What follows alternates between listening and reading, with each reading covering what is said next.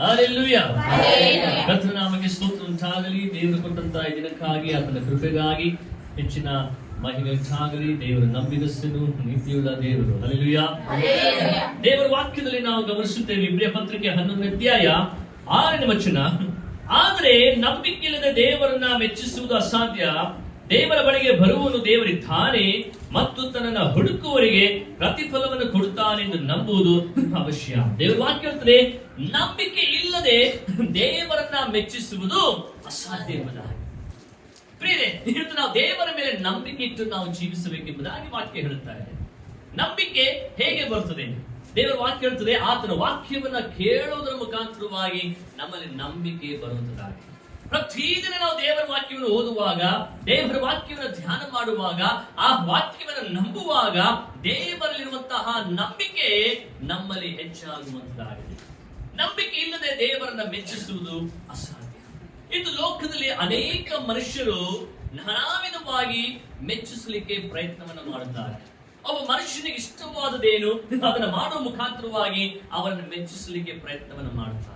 ಇದು ದೇವರನ್ನು ಮೆಚ್ಚಿಸಬೇಕಾದ್ರೆ ನಾವು ಏನು ದೇವರಿಗೆ ಕೊಡುತ್ತೇವೋ, ಏನು ಮಾಡುತ್ತೇವೋ ಅದಕ್ಕಿಂತ ಮುಖ್ಯವಾಗಿ ದೇವರ ವಾಕ್ಯ ಇರುತ್ತದೆ, ನಮ್ಮಲ್ಲಿ ನಂಬಿಕೆ ಇರಬೇಕೆಂಬುದಾಗಿ.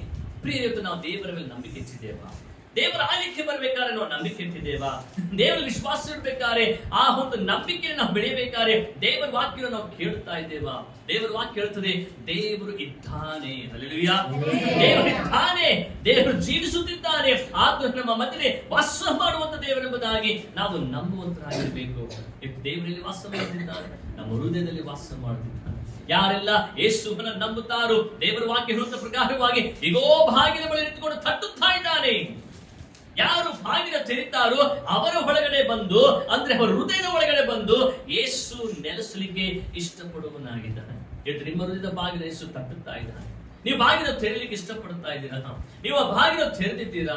ಯೇಸುವನ ಸ್ವಾಗತ ಮಾಡ್ತಾ ಇದ್ದೀರಾ? ಯೇಸುವನ ಅಂಗೀಕಾರ ಮಾಡ್ತಾ ಇದ್ದೀರಾ? ದೇವರ ವಾಕ್ಯ ಹೇಳುತ್ತದೆ, ಯೇಸು ಇದ್ದಾನೆ ಎಂಬುದಾಗಿ ನಾವು ನಂಬಬೇಕು.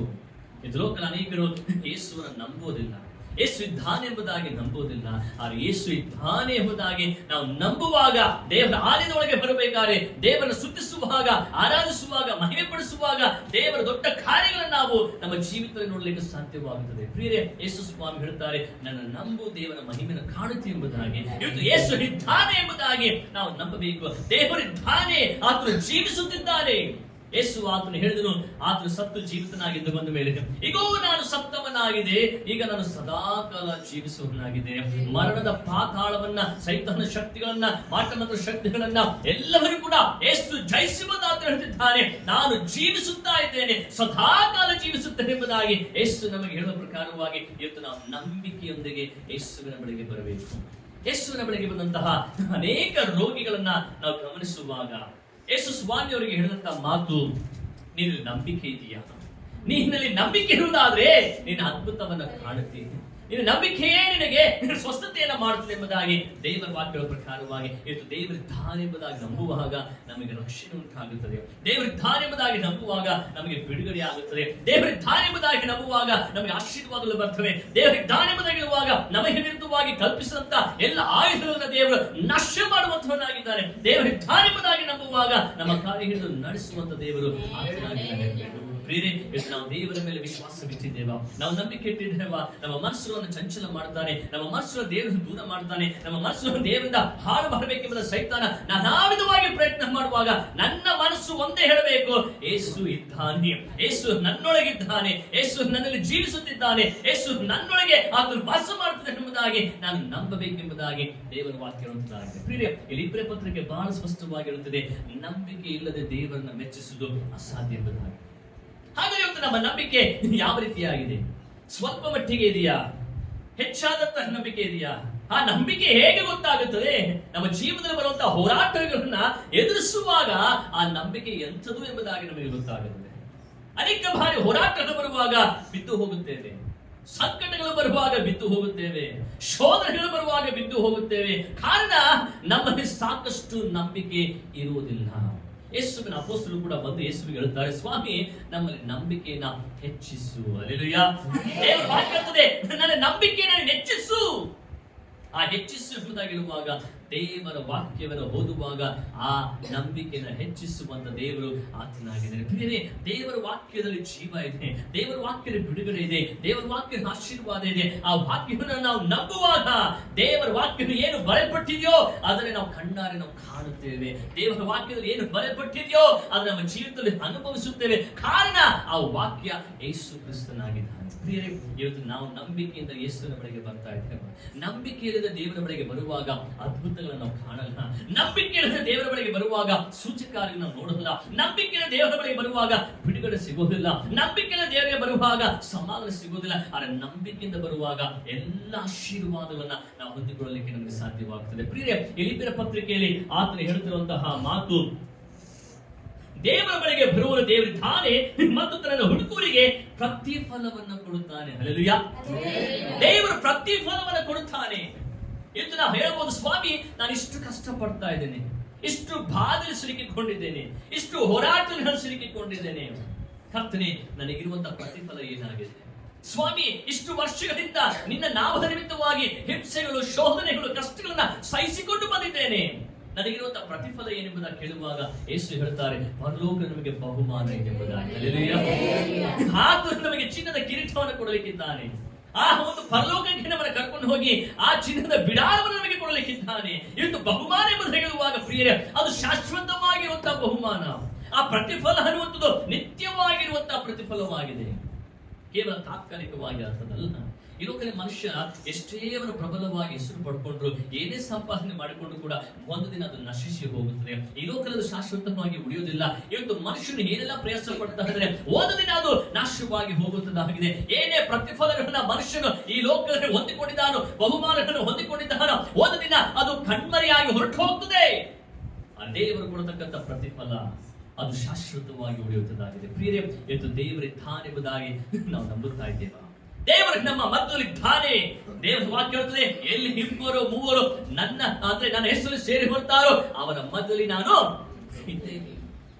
ಯೇಸು ನಮ್ಮ ಮಧ್ಯದಲ್ಲಿ ಚಲಿಸುವನಾಗಿದ್ದಾನೆ, ನಮ್ಮ ಮಧ್ಯದಲ್ಲಿ ವಾಸಿಸುವನಾಗಿದ್ದಾನೆ, ನಮ್ಮ ಮಧ್ಯದಲ್ಲಿ ಆತನು ಮಾತನಾಡುವಂತ ದೇವರಾಗಿದ್ದಾನೆ. ಕಾರಣ ಆತನು ಸತ್ತಂತ ದೇವರಲ್ಲ, ಆತನು ಜೀವಿಸುವಂತ ದೇವರಾಗಿದ್ದಾನೆ. ಪ್ರಿಯರೇ, ಇಂತಹ ಜೀವಗಳ ದೇವರನ್ನ ನಾವು ಆರಾಧಿಸಲಿಕ್ಕೆ ನಾವು ಬಂದಿರುವಾಗ ನಾವು ಹೇಗೆ ಆರಾಧಿಸಬೇಕು?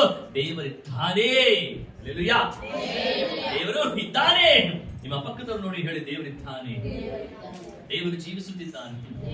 ಇವತ್ತು ಯೇಸು ನಮ್ಮ ಮಧ್ಯದಲ್ಲಿ ಜೀವಿಸುವಂತ ದೇವರಾಗಿದ್ದಾನೆ. ಇವತ್ತು ನಾನು ಯಾವಾಗ ದೇವರ ಆಲಯದ ಒಳಗಡೆ ನಾನು ಕಾಲಿಡುವಾಗ ಸ್ವಾಮಿ ನೀನಿದ್ದೀಯಾ ಎಂಬುದಾಗಿ ನಾವು ನಂಬಿಕೊಂಡು ಬರ್ತೇವೆ, ಯೇಸು ನೀನು ಜೀವಿಸುತ್ತೆ ಎಂಬುದಾಗಿ ನಾವು ನಂಬಿಕೊಂಡು ಕಾಲಿಡುತ್ತೇವೋ, ನಮಗೆ ಪ್ರತಿಫಲವನ್ನ ದೇವರು ಕೊಡುತ್ತಾನೆ. ದೇವರ ಆಲಯಕ್ಕೆ ಬಂದು ಆರಾಧನೆ ಮಾಡುವಾಗ, ದೇವರ ಆಲಯಕ್ಕೆ ಬಂದು ಸಾಕ್ಷಿ ಕೊಡುವಾಗ, ದೇವರ ಆಲಯಕ್ಕೆ ಬಂದು ಮಹಿಮೆ ಪಡಿಸುವಾಗ ದೇವರು ನಮ್ಮನ್ನು ಸುಮ್ಮನೆ ಹಾಗೆ ಕಳಿಸುವುದಿಲ್ಲ. ದೇವರು ಪ್ರತಿಫಲಗಳೊಂದಿಗೆ ನಮ್ಮನ್ನು ಕಳಿಸುವನಾಗಿದ್ದಾರೆ. ಆ ಪ್ರತಿಫಲಗಳು ಎಂಥದ್ದು? ಆಶೀರ್ವಾದ, ಸಮಾಧಾನ, ನೆಮ್ಮದಿ, ಬಿಡುಗಡೆ. ಇವತ್ತು ಲೋಕದಲ್ಲಿ ಕೊಡೋದಕ್ಕೆ ಆಗದಿರುವಂತಹ ಎಲ್ಲ ಆಶೀರ್ವಾದಗಳನ್ನ ದೇವರು ನಮಗಾಗಿ ಕೊಡುವನಾಗಿದ್ದಾರೆ. ಹಲ್ಲೆಲೂಯಾ. ಈ ಆಶೀರ್ವಾದ ನಾವು ಪಡ್ಕೊಳ್ಳೋಕೆ ನಾವು ಸಿದ್ಧವಾಗಿದ್ದೇವಾ? ದೇವರ ಸಮ್ಮುಖಕ್ಕೆ ನಾವು ಸೇರಿ ಬರಬೇಕಾದ್ರೆ ನಂಬಿಕೆಯಿಂದ ನಾವು ಬರ್ತಾ ಇದ್ದೇವಾ? ನಾವು ದೇವರ ಆಲಯಕ್ಕೆ ಬರಬೇಕಾದ್ರೆ ವಿಶ್ವಾಸದಿಂದ, ನಂಬಿಕೆಯಿಂದ. ಎಂತ ನಂಬಿಕೆ? ಪೂರ್ಣವಾದಂತಹ ನಂಬಿಕೆ. ಸಾಸಿವೆ ಕಾಳಿನಷ್ಟು ನಂಬಿಕೆ ಅಂದ್ರೆ ಪರಿಪೂರ್ಣವಾದಂತಹ ನಂಬಿಕೆಯೊಂದಿಗೆ ದೇವರ ಆಲಯಕ್ಕೆ ನಾನು ಬರುವಾಗ ದೇವರು ನನ್ನ ಜೀವಿತದ ಕಾರ್ಯವನ್ನು ಮಾಡುತ್ತಾನೆ. ದೇವರು ನನ್ನ ನೋಡುವ ಆತನು, ನನ್ನ ಕಷ್ಟವನ್ನ ಆತನು ನೋಡುತ್ತಿದ್ದಾನೆ, ನನ್ನ ಪ್ರಾರ್ಥನೆಯನ್ನು ಕೇಳುತ್ತಿದ್ದಾನೆ, ನನ್ನ ಬಂಧನ, ನನ್ನ ಕಟ್ಟುಗಳನ್ನ ಮುರಿತಾ ಇದ್ದಾನೆ. ಸೈತಾನನು ಅನೇಕ ಬಾರಿ ನನ್ನ ವಿರುದ್ಧವಾಗಿ ಕಟ್ಟುಗಳನ್ನು ಕಟ್ಟಲಿಕ್ಕೆ ಪ್ರಯತ್ನ ಮಾಡ್ತಿದ್ದಾನೆ. ದೇವರನ್ನ ಪ್ರೀತಿಯಿಂದ ಅಗಲಿಸಲಿಕ್ಕೆ ಪ್ರಯತ್ನವನ್ನು ಮಾಡ್ತಿದ್ದಾನೆ. ನಾನು ಶೋಧನೆಯಲ್ಲಿ ಬೀಳಿಸಲಿಕ್ಕೆ ಸೈತಾನ ಪ್ರಯತ್ನ ಮಾಡ್ತಿದ್ದಾನೆ. ಆದರೆ ಯೇಸು ಇದ್ದಾನೆ, ಅದಕ್ಕೆ ನಾವು ಜೀವಿಸುತ್ತಾ ಇದ್ದೇವೆ. ಹಲ್ಲೆಲೂಯಾ. ದೇವರ ಕೃಪೆ ನಮ್ಮಲ್ಲಿ ಎಷ್ಟೋ ಅಧಿಕವಾಗಿರುವುದರಿಂದ ಇವತ್ತು ದೇವರಲ್ಲಿ ನಾವು ಜೀವಿಸುತ್ತಾ, ನಮ್ದೆಂತಹ ಜೀವನ ಲೌಕಿಕ ಜೀವನ ಅಲ್ಲ, ಈ ಲೋಕ ಕೊಡುವಂತ ಜೀವನ ಅಲ್ಲ. ಈ ಲೋಕದಲ್ಲಿ ಹಣ ಇದೆ, ಬೆಳ್ಳಿ ಇದೆ, ಬಂಗಾರ ಇದೆ, ಸುಖ ಇದೆ, ಎಲ್ಲ ಇದೆ. ಅದು ಶಾಶ್ವತ, ಅದು ನಶಿಸಿ ಹೋಗುತ್ತದೆ. ಎಲ್ಲವೂ ಕೂಡ ಒಂದು ಸಮಯ ಎಂಬುದಾಗಿದೆ ಅವರು ವಾಕ್ಯ ಹೇಳ್ತದೆ. ಆದರೆ ದೇವರು ಕೊಡತಕ್ಕಂತಹ ಸಮಾಧಾನ, ಸಂತೋಷ, ನೆಮ್ಮದಿ ಅದು ಶಾಶ್ವತವಾಗಿರುತ್ತದೆ. ಅದನ್ನು ಯಾರೂ ನಮ್ಮಿಂದ ಕಸಿದುಕೊಳ್ಳಲಿಕ್ಕೆ ಆಗುವುದಿಲ್ಲ. ಹಲ್ಲೆಲೂಯಾ. ಅಂತ ನಂಬಿಕೆ ಇವತ್ತು ನಮ್ಮಲ್ಲಿ ಇದೆಯಾ? ಅಂತ ವಿಶ್ವಾಸ ಇದೆಯಾ? ನಾನು ನಂಬಿರೋದು ಜೀವವುಳ್ಳ ವಾಕ್ಯವನ್ನ. ಆ ಜೀವವುಳ್ಳ ವಾಕ್ಯ ಇವತ್ತು ನನ್ನ ಹೃದಯದಲ್ಲಿ ವಾಸ ಮಾಡ್ತಿದೆ. ಆ ಜೀವವುಳ್ಳ ವಾಕ್ಯ ನನ್ನನ್ನು ನಡೆಸುತ್ತಾ ಇದೆ. ಆ ಜೀವವುಳ್ಳ ವಾಕ್ಯ ನನ್ನನ್ನು ಕಾಪಾಡುತ್ತಾ ಇದೆ. ಆ ಜೀವವುಳ್ಳ ವಾಕ್ಯ ನನಗೆ ನೆಮ್ಮದಿನ ಕೊಡ್ತಾ ಇದೆ. ಆ ಜೀವವುಳ್ಳ ವಾಕ್ಯ ನನ್ನ ಜೀವಿತವನ್ನ ಒಂದು ಹಂತದಿಂದ ಒಂದು ಹಂತಕ್ಕೆ ಕರೆದುಕೊಂಡು ಹೋಗುತ್ತಾ ಇದೆ. ಆ ವಾಕ್ಯವನ್ನು ನನ್ನ ಕೈ ಹಿಡಿದು ನನ್ನ ಜೀವನಮಾನವೆಲ್ಲ ನಡೆಸುತ್ತಾ ಇದೆ. ಹಲ್ಲೆಲೂಯಾ. ಆ ವಾಕ್ಯ ನನ್ನೊಳಗೆ ಇದೆಯಾ? ನಮ್ಮನ್ನು ಪರೀಕ್ಷೆ ಮಾಡಿಕೊಳ್ಳಬೇಕು ಪ್ರಿಯರೇ. ದೇವರ ವಾಕ್ಯ ನನ್ನೊಳಗೆ ಜೀವಿಸುತ್ತಾ ಇದೆಯಾ? ದೇವರ ವಾಕ್ಯ ನನ್ನೊಳಗೆ ಇದೆಯಾ? ಕೇವಲ ನಾನು ಯೇಸುವನ್ನು ನಂಬಿದ್ದೇನೆ ಎಂಬುದಾಗಿ ತಕ್ಷಣವಾಗಿ ನಾನೊಂದು ವಿಶ್ವಾಸ ಎಂಬುದಾಗಿ ಹೇಳಲಿಕ್ಕೆ ಸಾಧ್ಯವಿಲ್ಲ. ಯೇಸು ಹೇಳುತ್ತಾನೆ, ನನ್ನ ಆಜ್ಞೆಗಳನ್ನು ಕೈಕೊಂಡು ನಡೆಯಿರಿ. ದೇವರು ನಮಗೆ ಕೊಟ್ಟಂತಹ ಎಲ್ಲ ಆಜ್ಞೆಗಳು, ಇಸ್ರಾಯೇಲರಿಗೆ ದೇವರು 10 ಆಜ್ಞೆಗಳನ್ನು ಕೊಟ್ಟನು. ಆದರೆ ಯೇಸು ನಮಗೆ ಕೊಟ್ಟಂತದ್ದು ಅನೇಕ ಆಜ್ಞೆಗಳನ್ನು ಕೊಟ್ಟಿದ್ದಾರೆ. ಮುಖ್ಯವಾಗಿ 2 ಆಜ್ಞೆಗಳನ್ನು ಬಿಟ್ಟರೆ ಅನೇಕ ಆಜ್ಞೆಗಳನ್ನು ಯೇಸು ನಮಗೆ ಹುಟ್ಟಿರುವಾಗ ನಾವು ಅದನ್ನ ಹಿಂಬಾಲಿಸಬೇಕು. ಅದಕ್ಕೆ ವಿಧೇಯರಾಗಬೇಕು. ಆಜ್ಞೆಗಳಂತೆ ನಾವು ನಡೆಯಬೇಕು. ಆಜ್ಞೆಗಳ ಪ್ರಕಾರ ಜೀವಿಸಬೇಕು. ಯಾಕೆ ಹೇಳುವಾಗ ದೇವರಿದ್ದಾನೆ, ಆಜ್ಞೆಗಳನ್ನು ಕೊಟ್ಟಿದ್ದಾನೆ. ಆತನ ಮಾತು ಸತ್ಯ, ವಾಗ್ದಾನಗಳು ಸತ್ಯ, ಆತನ ವಾಕ್ಯದಲ್ಲಿ ಜೀವ ಇದೆ, ವಾಕ್ಯ ಬಿಡುಗಡೆ ಎಂಬುದಾಗಿ ನಾವು ನಂಬಬೇಕಾದ್ರೆ ಆ ನಂಬಿಕೆ ನಮ್ಮಲ್ಲಿ ದಿನ ದಿನ ಹೆಚ್ಚಾಗಲಿಕ್ಕೆ ಪ್ರಾರಂಭವಾಗ್ತದೆ. ಲೋಕವನ್ನು ನೋಡುವಾಗ ನಾವು ನಂಬಿಕೆಯನ್ನು ಕಳ್ಕೊಳ್ತೇವೆ. ಯಾಕೆಂದ್ರೆ ಲೋಕದಲ್ಲಿ ಬರೀ ಮೋಸ, ವಂಚನೆ, ಕೆಟ್ಟತನ, ಕೊಲೆ, ಆದರ, ವ್ಯಭಿಚಾರ, ನಾನಾ ವಿಧವಾದಂತಹ ಕಾರ್ಯಗಳು ಲೋಕ ನಡಿಬೇಕಾದ್ರೆ ನಮ್ಮ ನಂಬಿಕೆಯನ್ನು ಕಳ್ಕೊಳ್ತೇವೆ. ಆ ಯೇಸುವನ್ನು ದೃಷ್ಟಿಸುವಾಗ ಲೋಕದಲ್ಲಿ ಏನು ಸಂಭವಿಸಿದರೂ ಕೂಡ ನನ್ನ ದೃಷ್ಟಿ ಯಾರ ಮೇಲೆ ಇದೆ? ಯೇಸುವಿನ ಮೇಲೆ. ಯೇಸುವನ್ನ ನಾನು ಎಲ್ಲಿಯವರೆಗೆ ದೃಷ್ಟಿಸಿ ನೋಡುತ್ತೇನೋ, ಎಲ್ಲಿಯವರೆಗೆ ಯೇಸುವನ್ನ ನಾನು ದೃಷ್ಟಿಸಿ ನೋಡುತ್ತೇನೋ ಅಲ್ಲಿಯವರೆಗೆ ನಾನು ನಿಂತುಕೊಳ್ಳುತ್ತೇನೆ, ಹೊರತು ಬಿದ್ದು ಹೋಗುವುದಿಲ್ಲ. ಯಾಕೆಂದ್ರೆ ನನ್ನ ಕರ ಹಿಡಿದು ನಡೆಸುವನು ದೇವರಾಗಿದ್ದಾನೆ, ನನ್ನನ್ನು ಬಲಪಡಿಸುತ್ತಿರುವನು ದೇವರಾಗಿದ್ದಾನೆ. ಬೇರೆ ದೇವರಿದ್ದಾನೆ. ನಮ್ಮ ಜೀವನದಲ್ಲಿ ಕಷ್ಟಗಳು ಬಂದಾಗ, ಒಂದು ಕಷ್ಟಕರವಾದ ಸನ್ನಿವೇಶ ಬಂದಾಗ ಎಲ್ಲರಿಂದಲೂ ನಾವು ಕೈ ಬಿಡಲ್ಪಡ್ತೇವೆ. ಎಲ್ಲರೂ ನಮ್ಮನ್ನು ಬಿಟ್ಟು ದೂರವಾಗಿ ಹೋಗ್ತಾರೆ. ಯಾರು ನಮ್ಮನ್ನು ಆದರಿಸುವುದಿಲ್ಲ, ಯಾರು ಪೋಷಿಸುವುದಿಲ್ಲ, ಯಾರು ಬಲಪಡಿಸುವುದಿಲ್ಲ, ಯಾರು ಸಂತೈಸುವುದಿಲ್ಲ, ಯಾರು ನಡೆಸುವುದಿಲ್ಲ. ಆದರೆ ನಡೆಸಲಿಕ್ಕೆ, ಸಂತೈಸಲಿಕ್ಕೆ ಬರುವಾತನು ಯೇಸು ಕ್ರಿಸ್ತನಾಗಿದ್ದಾನೆ. ಆ ಯೇಸು ನಮ್ಮನ್ನು ಬಿಟ್ಟು ಎಂದು ದೂರವಾಗಿ ಹೋಗಲಿಲ್ಲ. ಯೇಸು ಯಾವಾಗಲೂ ನಮ್ಮ ಜೊತೆಗಿದ್ದಾನೆ. ಆ ಯೇಸು ನಮಗೆ ಹತ್ತಿರವಾಗಿದ್ದಾನೆ. ಯೇಸು ನಮ್ಮ ಕಣ್ಣೀರನ್ನು ಒರೆಸುವಂತ ದೇವರಾಗಿದ್ದಾನೆ. ಆ ಕಷ್ಟಗಳನ್ನು ಬಿಡುಗಡೆ ಮಾಡಿದಾಗ ನಾವು ಆಕಾಶದ ಕಡೆಗೆ ನಮ್ಮ ಕಣ್ಣುಗಳನ್ನು ಎತ್ತಿ ಹೇಳ್ತೇವೆ, ದೇವರಿದ್ದಾನೆ, ದೇವರು ಜೀವಿಸುತ್ತಿದ್ದಾನೆ, ನನ್ನ ಪ್ರಾರ್ಥನೆ ಕೇಳ್ತಿದ್ದಾನೆ, ನನ್ನ ಪ್ರಾರ್ಥನೆ ಉತ್ತರ ಕೊಡ್ತಾ ಇದ್ದಾನೆ, ನನ್ನ ಜೀವಿತದಲ್ಲಿ ಅದ್ಭುತವನ್ನು ಮಾಡ್ತಾ ಇದ್ದಾನೆ, ಬಿಡುಗಡೆ ಕೊಡ್ತಾ ಇದ್ದಾನೆ. ಯಾಕಂದ್ರೆ ನಾನು ಮೊರೆಯಿಟ್ಟಂತ ದೇವರು ಆತನು ನನ್ನ ಹೃದಯದಲ್ಲಿ ವಾಸ ಮಾಡ್ತಿದ್ದಾನೆ. ಬೇರೆ ದೇವರ ವಾಕ್ಯದಲ್ಲಿ ನಾವು ನಂಬಿಕೆ ಇಡ್ತಾ ಇದ್ದೇವೆ. ಆ ವಾಕ್ಯ ಎಂಥದ್ದಾಗಿದೆ? ಆ ವಾಕ್ಯ ನಿತ್ಯವಾಗಿ ವಾಸ ಮಾಡುವಂಥದ್ದು. ದೇವರ ವಾಕ್ಯ ಹೇಳ್ತದೆ, ವಾಕ್ಯವು ಅದು ಆದಿಯಲ್ಲಿತ್ತು, ವಾಕ್ಯವು ಈ ಲೋಕಕ್ಕೆ ಮನುಷ್ಯನ ರೂಪದಲ್ಲಿ ಬಂತೆಂಬುದಾಗಿ ಗಮನಿಸುತ್ತೇವೆ. ಯೇಸು ಕ್ರಿಸ್ತನ ಈ ಲೋಕದಲ್ಲಿ ವಾಕ್ಯದ ರೂಪದಲ್ಲಿ ಬಂದನು, ಮನುಷ್ಯನ ರೂಪದಲ್ಲಿ ಬಂದನು. ಆ ಮನುಷ್ಯನಾಗಿದ್ದಂಥವನು ಇವತ್ತು ಪವಿತ್ರಾತ್ಮನಾಗಿ ನಮ್ಮ ಹೃದಯದೊಳಗಡೆ ವಾಸ ಮಾಡ್ತಿದ್ದಾನೆ. ಆ ವಾಕ್ಯವು ಎಂದು ಕೂಡ ಅಳಿದು ಹೋಗುವುದಿಲ್ಲ. ಅನೇಕ ವರ್ಷಗಳಿಂದ ಬರೆಯಲ್ಪಟ್ಟಂತ ವಾಕ್ಯ ಆಗಿದ್ದರೂ ಕೂಡ ಆ ವಾಕ್ಯದಲ್ಲಿ ಇವತ್ತು ಕೂಡ ಅದೇ ಫಲ ಇದೆ. ಹಲ್ಲೆಲೂಯಾ. ಅದೇ ಶಕ್ತಿ ಇದೆ, ಅದೇ ವಾಕ್ಯವಿರುವಂತ ಸತ್ಯ. ಯಾರನ್ನು ಕೂಡ ಅದನ್ನು ಬದಲಾಯಿಸಲಿಕ್ಕೆ ಸಾಧ್ಯವಿಲ್ಲ. ಅದಕ್ಕೆ ನಾವು ಗಮನಿಸುತ್ತನಾಗಿದ್ದೇವೆ ಪ್ರಿಯ, ಸತ್ಯ ವೇದ ಎಂಬುದಾಗಿ ಕೊಟ್ಟಿರುವಾಗ ನಾವು ನಂಬುತ್ತೇವೆ. ದೇವರ ವಾಕ್ಯಗಳು ಸತ್ಯವಾದದ್ದು, ಆ ವಾಕ್ಯಗಳು ನಿತ್ಯವಾದದ್ದು, ಆ ವಾಕ್ಯಗಳು ಶಾಶ್ವತವಾದದ್ದು. ಯಾಕೆಂಬುದು ಹೇಳುವಾಗ ಹೇಳಿದಂತ ವಾಕ್ಯದ ಪ್ರಕಾರವಾಗಿ ನಡೆಸುವಾತನು ಆತನಿದ್ದಾನೆ, ಆತನು ಜೀವಿಸುತ್ತಿದ್ದಾನೆ ಎಂಬುದಾಗಿ ನನ್ನ ಮನಸ್ಸು ಹೇಳುವಂತಾಗಿರಬೇಕು. ಇವತ್ತು ಲೋಕಲ್ಲಿ ಯಾರು ಏನ್ ಹೇಳ್ತಾರೆ ನನಗೆ ಬೇಕಾಗಿಲ್ಲ. ಇವತ್ತು ಲೋಕದಲ್ಲಿ ನಮ್ಮ ಕುರಿತು ಏನ್ ಮಾತಾಡ್ತಾರೆ ಎಂಬುದಾಗಿ ನನಗೆ ಗೊತ್ತಿಲ್ಲ. ಆದರೆ ದೇವರ ವಾಕ್ಯಗಳ ಪ್ರಕಾರವಾಗಿ ನನ್ನ ದೇವರು ಜೀವಿಸುತ್ತಿದ್ದಾರೆ, ನಾನು ಆರಾಧಿಸುವಂತ ದೇವರು ಜೀವಿಸುವನಾಗಲಿ ಎಂಬುದಾಗಿ ದೇವರ ಆಲಯದ ಒಳಗಡೆ ಬಂದು ನಾವು ಕಾಲಿರುವಾಗ, ದೇವರನ್ನು ಸ್ತುತಿಸಲಿಕ್ಕೆ ನಾವು ಸೇರಿ ಬರುವಾಗ, ದೇವರನ್ನು ಕೊಂಡಾಡಲಿಕ್ಕೆ ನಾವು ಸೇರಿ ಬರಬೇಕಾದ್ರೆ ಆತನ ಪ್ರಸನ್ನತೆ, ಆತನ ಮಹಿಮೆ ನಮ್ಮ ಜೀವಿತದಲ್ಲಿ ಅನುಭವಿಸಲಿಕ್ಕೆ ನಮಗೆ ಸಾಧ್ಯವಾಗ್ತದೆ. ಕಾರಣಪ್ರಿಯರೇ, ಆತನು ನಿತ್ಯವೂ ವಾಸಿಸುವಂತಹ ದೇವರೆಂಬುದಾಗಿ ವಾಕ್ಯ ಹೇಳುತ್ತದೆ. ಆತನು ನಿತ್ಯ ವಾಸಿಸುವವನು, ನಿನ್ನೆ ಇಂದು ಎಂದೆಂದು ಮಾರ್ಪಾಡದಂತಹ ದೇವರು. ದೇವರ ವಾಕ್ಯಗಳು ಸತ್ಯ. ಆದಿ ಕಾರಣದಿಂದ ಪ್ರಕಟಣೆವರೆಗೆ ಹೇಳಿರುವಂತಹ ವಾಕ್ಯಗಳೆಲ್ಲವೂ ಕೂಡ ಸತ್ಯವಾದಂತಹ ಮಾತುಗಳು. ಕಾರಣ ಆತನು ಇದ್ದಾನೆ, ದೇವರು ಜೀವಿಸುತ್ತಿದ್ದಾನೆ. ಯೇಸು ಸ್ವಾಮಿ ಬಂದು ಹೊರಟು ಹೋದಂತ ದೇವರಲ್ಲ, ಯೇಸು ಇನ್ನೂ ಜೀವಿಸುತ್ತಿದ್ದಾನೆ. ಹಲ್ಲೆಲೂಯಾ. ಯೇಸು ಆ ದಿನದಲ್ಲಿ ಯೇಸು ಮನುಷ್ಯನಾಗಿ ಬಂದನು, ಇವತ್ತು ನಮ್ಮಲ್ಲಿ ಆತ್ಮನಾಗಿ ವಾಸ ಮಾಡುತ್ತಿದ್ದಾನೆ. ಆತ ನಮಗೆ ಹತ್ತಿರವಾಗಿದ್ದಾನೆ, ಆತನು ದೂರವಾಗಿಲ್ಲ. ಎಲ್ಲೋ ಯೇಸು ಇದ್ದಾನೆ ಕರಿಬೇಕೆಂಬುದಾಗಲ್ಲ, ಯೇಸು ನಮ್ಮ ಹೃದಯದೊಳಗಡೆ ಇದ್ದಾನೆ. ಯೇಸು ಬಾಗಿಲು ತಟ್ಟುವಾಗ ನಾವು ಬಾಗಿನ ತೆರೀಲಿಕ್ಕೆ ನಾವು ಸಿದ್ಧವಾಗಿದ್ದೇವೆ. ಆ ಬಾಗಿನ ತೆರೆದು ಯೇಸುವನ್ನ ಸ್ವೀಕಾರ ಮಾಡಲಿಕ್ಕೆ ನಾವು ಸಿದ್ಧವಾಗಿದ್ದೇವೆ. ಯೇಸುವನ್ನ ಅಂಗೀಕಾರ ಮಾಡಲಿಕ್ಕೆ ನಾವು ಸಿದ್ಧವಾಗಿದ್ದೇವೆ. ಕೇವಲ ಸಭೆಗೆ ಹೋಗ್ತೇನೆ ಬರ್ತೇನೆ, ಆರಾಧನೆ ಮಾಡ್ತೇನೆ ಬರ್ತೇನೆ, ವಾಕ್ಯ ಓದ್ತೇನೆ ಬರ್ತೇನೆ, ಯಾವುದು ಅಳವಡಿಸಿಕೊಳ್ಳಲು ಎಂಬುದಾಗಿರುವುದಾದ್ರೆ ಅದ್ಭುತವನ್ನು ಕಾಣಲಿಕ್ಕೆ ಸಾಧ್ಯವಿಲ್ಲ. ದೇವರ ವಾಕ್ಯವನ್ನ ಸತ್ಯ ಎಂಬುದಾಗಿ ನಾವು ನಂಬಬೇಕು. ನಂಬಿಕೆ ಇಲ್ಲದೆ ದೇವರನ್ನು ಮೆಚ್ಚಿಸುವುದು ಅಸಾಧ್ಯ. ಎಂದು ನಾವು ಬಂದು ಚೇರಲ್ಲಿ ಕುತ್ಕೊಳ್ತೇವೆ. ಚೇರನ್ನು ಯಾರು ಪರೀಕ್ಷೆ ಮಾಡುವುದಿಲ್ಲ ಅಲ್ವಾ? ನಾವು ಬಂದು ಕುತ್ಕೊಳ್ತೇವೆ. ಕಾರಣ ನಮಗೆ ನಂಬಿಕೆ ಆ ಚೇರನ್ನು ತಡೀತದೆ ಎಂಬುದಾಗಿ ಅಲ್ವಾ? ಅದು ನಂಬಿಕೆ. ನಾವು ಬಸ್ಸಲ್ಲಿ ಪ್ರಯಾಣ ಮಾಡ್ತೇವೆ, ಸುರಕ್ಷಿತವಾಗಿ ನಮ್ಮನ್ನು ಕರ್ಕೊಂಡು ಹೋಗ್ತೇವೆ ಎಂಬುದು ಅದು ನಮ್ಮ ನಂಬಿಕೆಯಾಗಿದೆ. ಒಂದು ರೈಲಲ್ಲಿ ಪ್ರಯಾಣ ಮಾಡ್ತೇವೆ, ಸುರಕ್ಷಿತವಾಗಿ ನನ್ನ ಊರಿಗೆ ನಾನು ತಲುಪ್ತೇನೆ, ಅದು ನಮ್ಮ ನಂಬಿಕೆಯಾಗಿದೆ. ಇವತ್ತು ದೇವರನ್ನ ನಂಬಿರುವಾಗ ಒಂದು ದಿನ ಮಧ್ಯಾಕಾಶಕ್ಕೆ ಯೇಸು ಬರಬೇಕಾದ್ರೆ ಆತನನ್ನು ಕರ್ಕೊಂಡು ಹೋಗ್ತಾನೆ. ನಾನು ಎತ್ತಲ್ ಬರ್ತೇನೆ, ಶಾಶ್ವತವಾಗಿ ಯೇಸುವಿನೊಂದಿಗೆ ಜೀವಿಸ್ತೇನೆ, ಆತನೊಟ್ಟಿಗೆ ನಾನು ಸದಾಕಾಲ ಇರ್ತೇನೆ ಎಂಬುದಾಗಿ ಹೇಳುವಂಥದ್ದು ನಂಬಿಕೆಯಾಗಿದೆ ಪ್ರಿಯರೇ. ಹಲ್ಲೆಲೂಯಾ. ನಂಬಿಕೆಯಿಂದಲೇ ನಾವೆಲ್ಲವನ್ನ ಜಯಿಸಲಿಕ್ಕೆ ನಮಗೆ ಸಾಧ್ಯ. ನಂಬಿಕೆ ಎಲ್ಲವನ್ನ ಜಯಿಸುವಂಥದ್ದು. ಇದು ನಂಬಿಕೆ ಇಲ್ಲದೆ ದೇವರನ್ನ ಮೆಚ್ಚಿಸುವುದು ಅಸಾಧ್ಯ.